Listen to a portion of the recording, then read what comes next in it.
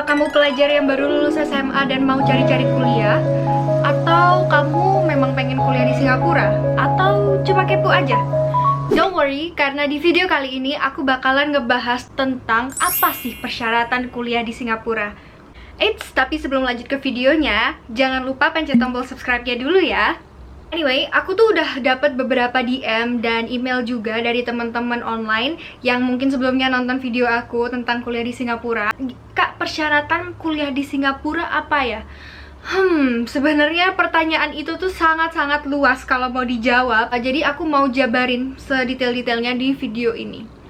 Sedikit background tentang aku itu ambil bachelor degree di JCU Singapore. Itu salah satu private university di Singapura, ya. Itu sebenarnya Australian University, tapi JCU punya satu kampus di Singapura. Setelah lulus dari bachelor, aku sempat membangun bisnis restoran, dan setelah restorannya bisa berjalan lancar, aku menyempatkan diri juga untuk ambil master, dan sekarang udah lulus. Jadi sekarang aku tetap bisnis di Singapura. Nah, jadi kalau teman-teman mau tanya tentang JCU Singapura, kemungkinan aku bisa menjawab dengan sangat senang hati.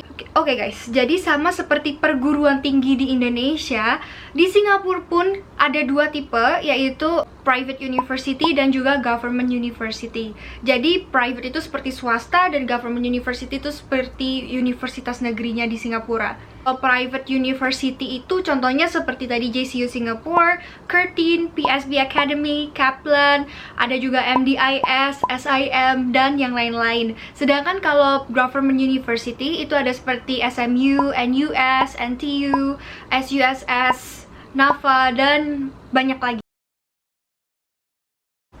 Apa bedanya? Yang pertama, persyaratan masuknya aja udah pasti beda. Kalau di private university biasanya admissionnya atau cara masuknya itu nggak terlalu challenging, karena yang dibutuhkan adalah nilai IELTS dan juga nilai raport dari kelas 10 sampai kelas 12. Yang penting kamu harus membuktikan kalau kamu itu udah lulus SMA. Nah, sedangkan kalau di government university, masuknya aja tuh challenging karena ada tesnya juga. Beberapa universitas juga ada interviewnya, seperti SMU. Ada yang tanya lebih lanjut, IELTS itu apa sih, Kak? Jadi IELTS itu adalah sebuah tes yang menguji English proficiency kalian, yang ada komponennya itu ada speaking, listening, reading, dan writing. Dan biasanya universitas itu ada nilai minimumnya untuk menerima. Di setiap universitas itu berbeda-beda. Jadi aku saranin kalian buat ngecek di website masing-masing universitas, karena semuanya udah ditulis lengkap di sana. Nah, apakah IELTS itu berguna? Sangat-sangat berguna. Kalian bisa ambil persiapan kelas IELTS biasanya di British Council atau di beberapa institusi lainnya juga ada. Kalian juga bisa browsing di online, tes IELTS contohnya seperti apa, dan latihannya juga ada. Banyak banget. Jadi sekarang banyak jalan harus belajar IELTS, dan IELTS ini akan berguna untuk kedepannya. Biasanya diperbarui setiap 2 tahun. Untuk biaya, biasanya private university itu sedikit lebih mahal daripada di government university. Dan di private university itu jarang aku nemu ada scholarship. Biasanya scholarship itu ditawarkan untuk mahasiswa yang belajar di government university. Biasanya ada ASEAN scholarship atau ada tuition grant beberapa persen. Tapi kabar baik, di JCU setahu aku pernah ada teman aku pernah dapat tuition grant sedikit dari universitas. Dan durasi kuliahnya pun juga berbeda. Biasanya untuk business school di private university itu bisa 2-4 tahun aja. Tapi kalau di government school itu sekitar 3,5-4 tahunan. Itu untuk bachelor degree ya. Untuk master, untuk yang ambil honors, dan program-program lain kayak psychology, law, dan yang lain-lain, ada durasinya mungkin bisa lebih panjang. Dan kalau ditanya, Kak, jadi ini lebih susah yang mana, lebih gampang yang mana? Kalau untuk gampangnya, private university tentu aja lebih gampang daripada government university, tapi itu juga bisa challenging karena kalian diminta untuk survive nanti selama menjalani kuliah. Jadi yang pertama, kalian tuh harus nentuin apa sih goals kamu kuliah di Singapura. Kalau aku dulu pilih JCU Singapura karena durasinya yang sangat singkat, itu 2 tahun udah dapet S1. Dan aku memang dari dulu tuh pengen bisnis. Jadi aku berasa kalau aku lulus 2 tahun, aku punya waktu sekitar 1 atau 2 tahun lagi nih, lebih cepat daripada teman-teman aku, teman-teman seangkatan aku. Jadi aku ada kesempatan untuk membangun bisnis, karena bisnis juga yang penting adalah pengalamannya, bukan akademiknya.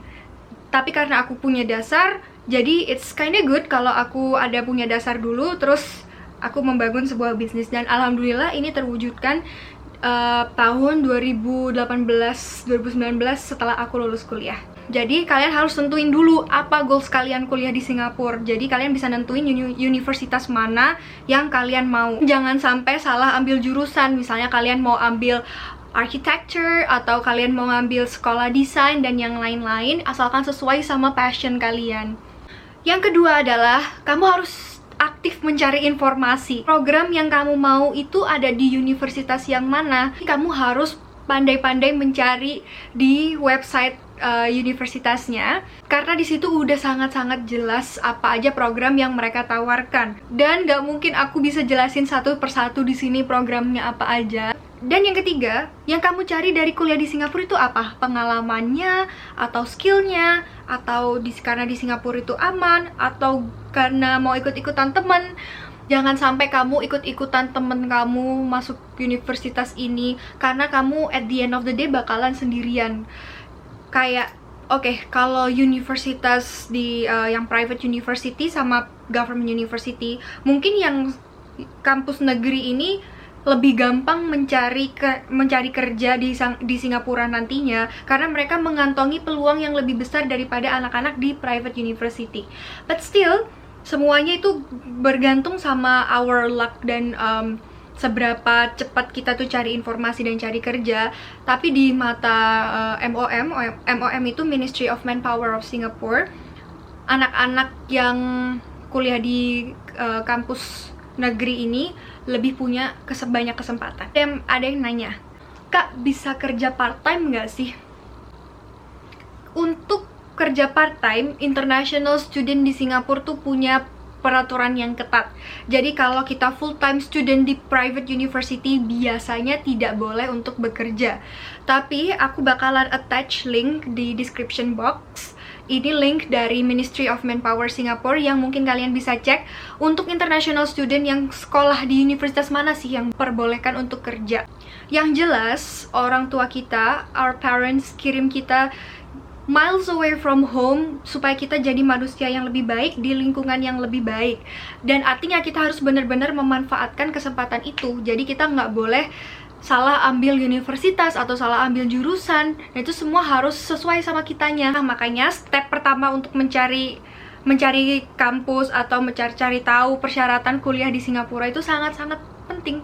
Nah, jadi misalkan kalian udah diterima oleh universitasnya, udah memenuhi persyaratannya, mereka akan lanjut ke bagian student visa. Nah, student visanya namanya student pass. Biasanya akan dibimbing oleh orang dari representatif dari setiap universitasnya. Nanti mereka akan membantu kalian. Itu ada valid passport, terus ada KTP, foto paspor, terus ada yang paling penting itu letter of acceptance dari universitasnya. Terus kalian diminta biasanya untuk mengisi e-form 16. Dan juga ada medical certificate, biasanya formatnya dikasih sama ICA, akte kelahiran, dan juga transkrip rapot dari kalian kelas 10 sampai kelas 12. Juga biasanya diminta proof of financial capability, yang artinya kalian atau orang tua kalian mampu untuk mengcover seluruh biaya hidup kalian selama kalian kuliah di Singapura. Harus mikirin isi kalian itu apa sih kuliah di Singapura. Aku mau kuliah di Singapura, Kak, soalnya kalau kuliah di Singapura cari kerja lebih gampang di Singapura. Apakah itu benar? Nope. Itu tidak benar. Itu bisa jadi benar dan bisa jadi enggak sih sebenarnya. Cuma kalian tuh harus bekerja keras untuk itu, dan kalian harus cari jalan yang tepat untuk ke sana. Jadi step-step awal ini adalah step yang sangat-sangat penting. Semoga video ini bermanfaat buat kalian yang lagi cari-cari informasi tentang kuliah di Singapura.